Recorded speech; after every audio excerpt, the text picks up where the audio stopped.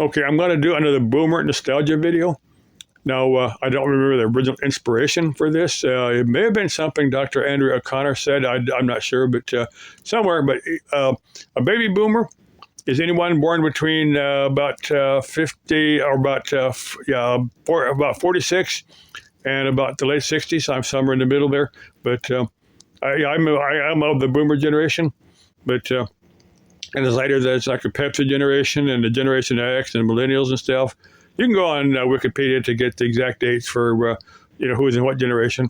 But now there was something I haven't covered in earlier videos. I don't think there used to be able to get catalogs. A lot of the big the retailers had catalogs. The big one was Sears. Sears had this big old thick catalog with all kind of stuff in there. From clothing to TVs, radios, sewing machines. I'm sure a lot of red-blooded American boys like to watch, the chicks in their underwear. I don't think Sears would just sell your underwear, but Sears always pick attractive ladies for their underwear, and pick a big-breasted attractive lady bottle their underwear. I'm sure a lot of guys got off watching those. But I think a number of other companies had catalogs. Now there was magazines like Popular Science, Popular Mechanics, Popular Electronics, Radio TV Experimenter.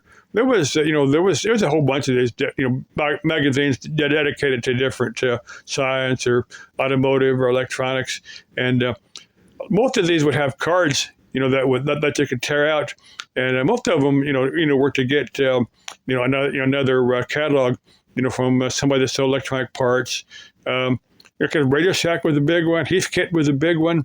There was 4 or 5 of these top companies back in the day. I think Radio Shack closed its last door just a short time ago, because I think that's here on YouTube. I think you can find a video showing the last Radio Shack store being closed.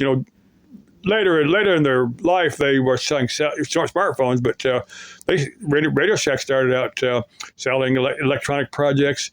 They either had already assembled TVs and radios and stuff like that, walkie-talkies, or they had kits. Heathkit was a big one on kits. You could either buy something fully assembled and working, various radios, TVs, the walkie-talkies, either fully assembled, or you could get the kit and put it together yourself. Now there used to be these these electronics magazines. They used to have these courses you could take. You had to pay for them. These courses where you could learn how to fix. You could learn electronic theory, learn how to use various testing equipment. They actually sent you the kits. You could actually build your own stuff. That's the same thing with Heathkit. You can build various pieces of test equipment, and there's still a lot of that around. You go here on YouTube, you can find where somebody's got an old piece of Radio Shack or Heathkit tech, and it's going through and fixing and stuff, because those things have historical value, and people will keep them for the historical value.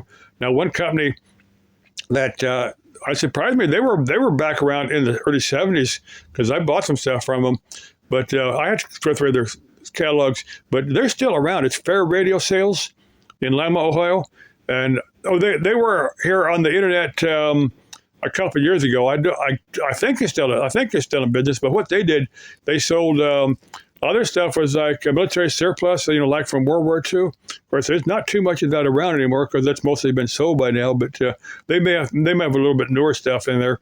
So I haven't checked the website in a couple of years, but I got a couple of things from them back in the 70s. I just ordered it, then. But now in these magazines, like in let's say Popular Electronics, they'd have articles in there how to build different stuff. They'd have some things that were going to be coming out in the future. I remember that early days, back in the 70s, they were talking about how cell phones worked, and my thought was, cell phones, the smartphones are computer-controlled two-way radios. That's all they are. And when I saw that article on them, like I said, this was back in the mid-70s. So of course, then computers were these big, massive things. They weren't. They didn't have their microchips back then. I looked at this article and I said, they can never make that work. That won't work. But of course it does. But it's a little bit different technology than what was available at that time. But now in these magazines, they would have these little tear-out cards, every 30 or 40 pages in the magazine, and most of them are catalogs you can send off for. One of them would be his card with about maybe 50, 100 different numbers on there.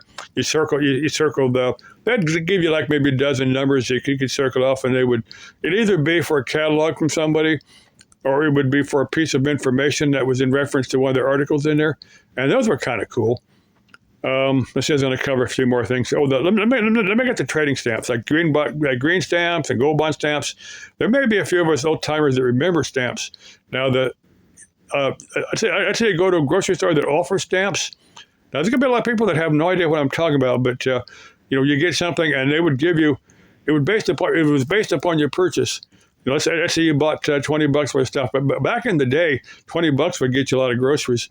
But they would give you a handful of these stamps, and you get these little books. You fill them out. Let's say, that's another catalog you get. And let's say for about 4 books, 4 stamp filled books would get you would get you a shirt or a jacket or something, or maybe 20 books would get 20 filled stamp books would get you, let's say a sewing machine or a vacuum cleaner. Because the stamps had all kind of cool stuff back in the day. Because I remember getting a few things for stamps. We used to do that as a kid. We'd get stuff from stamps. You get your bicycle for 20 stamps, stuff like that. But that was kind of of course, you actually paid for it it would be, the grocer would tack on a few cents, to the purchase, to compensate the company that was trading the stamps. I mean, that's how that worked.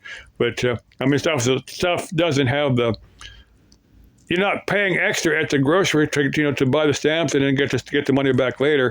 I don't know if everybody fully saw through that or not, but let's see, where else am I going to cover? Oh, I've got, I think I've got it now. I can think of it at the time, but I'll come up with different boomer stuff and post it here.